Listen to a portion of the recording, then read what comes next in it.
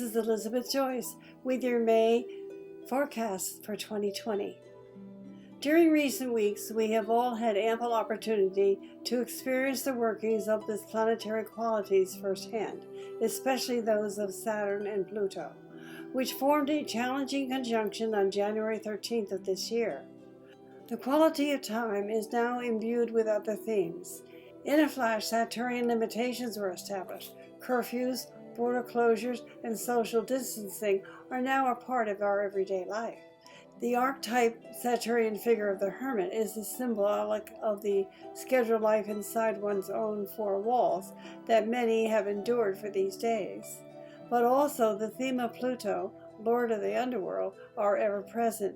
We are confronted with fears of death that we may feel compelled to do the things we never wanted to do. Even though it's currently hard to predict how things will develop, it is very likely that the consequences of this crisis will occupy our lives for a long, long time. Don't let yourself be drawn into Pluto's hypnotic spell of depression too strongly, but have the courage to turn your gaze away from that horror. The planets continue to flow in their cycles and to bring new topics, new people, new ideas, and new activity with them. The month of May is strongly influenced by Venus themes. She is currently in the communicative sign of Gemini. We long for lightness and ease in our lives again, a routine, something that we can depend on. On May 4th, Venus forms a square with Neptune. The longing for exchange and clarity in the relationships is great, and we'd like to have the real news instead of fake news.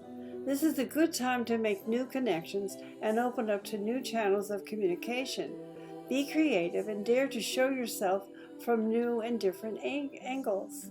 However, this longing can hardly be fulfilled easily, especially during the time of the passionate full moon in Scorpio on May 7th. And on May 13th, Venus begins her retrograde phase, which will last until June 25th. The square with Neptune, therefore, remains active for the most of the month. It could be worth your while to take a closer look at the nature of your longings.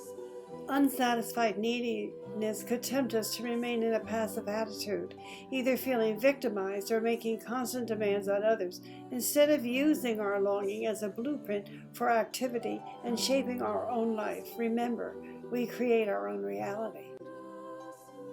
Two more planets turn retrograde this month, Saturn on May 11th until September 27th, and Jupiter on May 15th until September 13th. With Pluto already retrograde since April 26th, all three planets involved in the events in recent weeks are now moving backwards through the zodiac. Much of what has happened all too quickly since then must now be carefully fathomed and corrected if necessary. Mutual recriminations are about to be expected. Mars enters the sign of Pisces on May 13th, which on one hand gives hope that such disputes will be conducted with a certain degree of integrity and leniency. On the other hand, it may sometimes be difficult to get to the heart of the matter. Unclear or even clandestine actions now could have greater consequences later on. Most people react instinctively to uncontrollable events in accordance with the disposition in their horoscope. People with strongly emphasized fire signs in their chart will cope in a crisis very differently than those with emphasized water signs. Such archetype patterns of behavior are often more easily recognized in others than in oneself.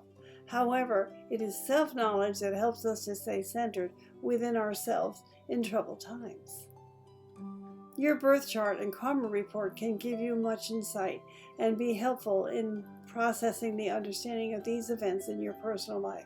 And in case you're confused, upset, or really want to know what's going on with you, let me know and I can cast those reports for you.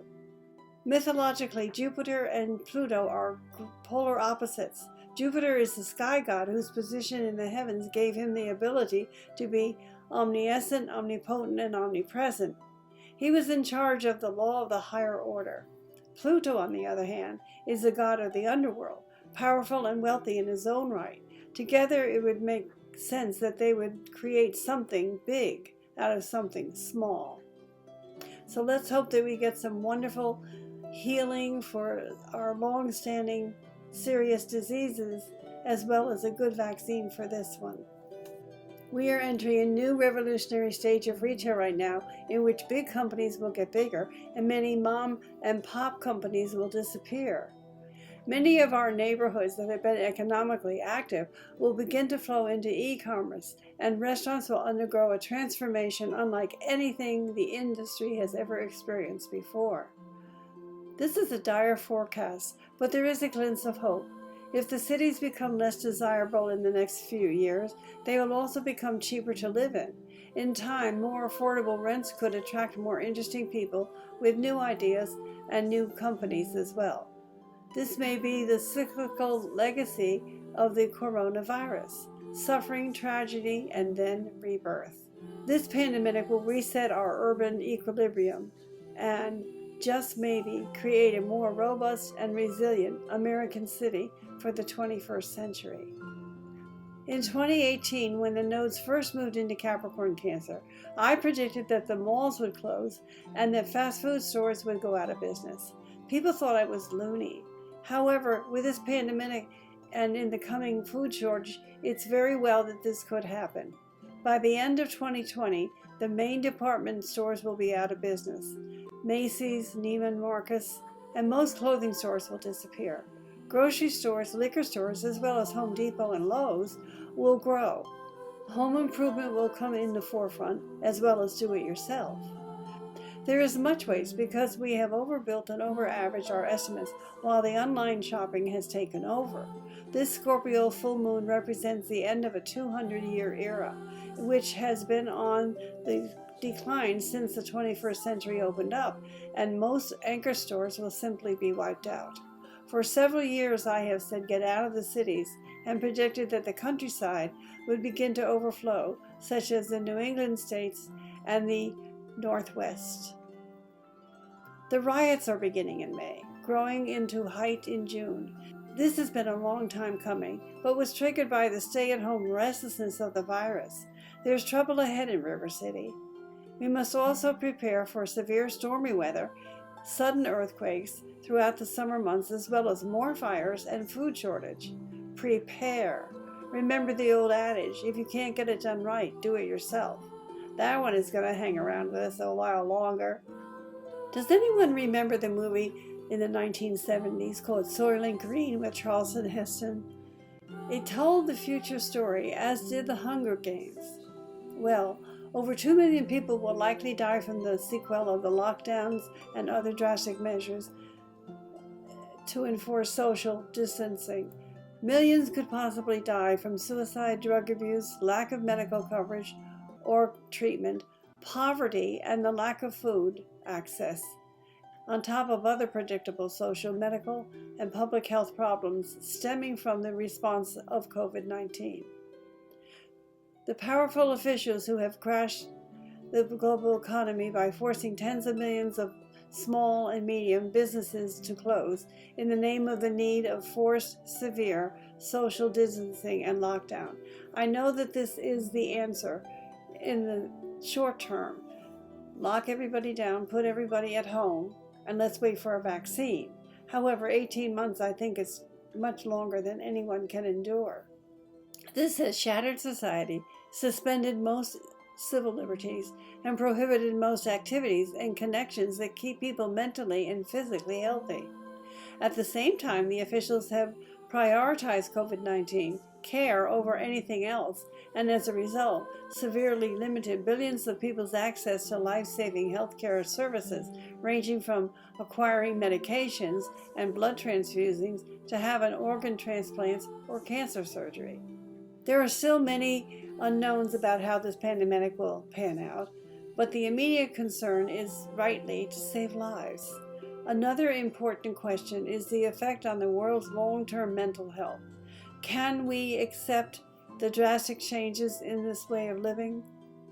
Most of us do not like being told what we can or cannot do.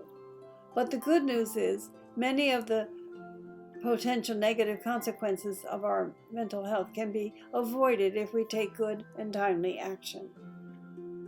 We all need to cut back, figure out a natural food supply, and create supportive neighborhoods. The earth will never be the same as it has been before this virus tragically took over. We can never go back. Looking forward, there are great lessons here. Once all of us recover from these circumstances over the past 4 to 5 months, we will find ways to regain balance, find new ideas and talents within ourselves, and bring new balance to our lives. It will take time, but hopefully create a better world with which all of us can live. This is Elizabeth Joyce with Visions of Reality. The website is new-visions.com. If you'd like to call to ask a question or book a reading, the 24-hour answering service is 201-934-8986. Thank you for listening, and I'll see you next time.